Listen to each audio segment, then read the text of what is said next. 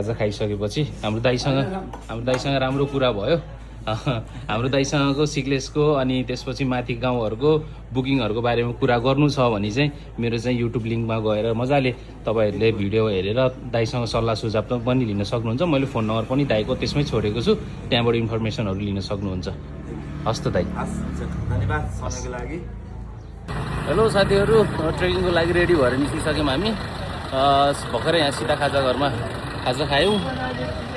खाजाहरूमा खाजा खायो। खाजा खाएर अब निस्किँदै हो। त्यहाँ जिप हामीले भनेको छौँ, जिप बुक गरेको छौँ। जिप बुक गरिसक्यौँ। अब चाहिँ हामी यहाँबाट जिपमा चाहिँ बिस्तारै निस्किन्छौँ। ल, अब बिस्तारै ट्राभल चाहिँ हाम्रो यहाँबाट चाहिँ स्टार्ट भइसकेको छ। त्यही अहिलेको लागि यही नै जानकारी गर्न चाहन्छु म साथीहरू। जिप चाहिँ उतापट्टि छ, उतापट्टि जिप लागिरहेको छ। हामी चाहिँ त्यता जान्छौँ अब चाहिँ। हाम्रो जिप पनि आइसकेछ। जिप यही जिप हो हाम्रो चाहिँ।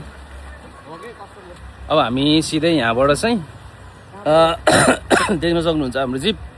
अब हामी सिधै यहाँबाट चाहिँ सिक्लेसको लागि जाँदैछौँ। सिक्लेस पुगिसकेपछि त्यहाँबाट चाहिँ हामी ट्रेकिङ गर्नुपर्ने हुन्छ। हुबु गोठसम्मको चाहिँ हाम्रो यात्रा हुन्छ। आजको ट्रेकिङ चाहिँ आज चाहिँ सकेसम्म हुबु गोठमै बस्ने भन्ने कुरा छ। त्यसपछि भोलि चाहिँ हामी कोरीको लागि हिँड्छ। आज चाहिँ डे 1 हाम्रो ट्रेकिङको लागि।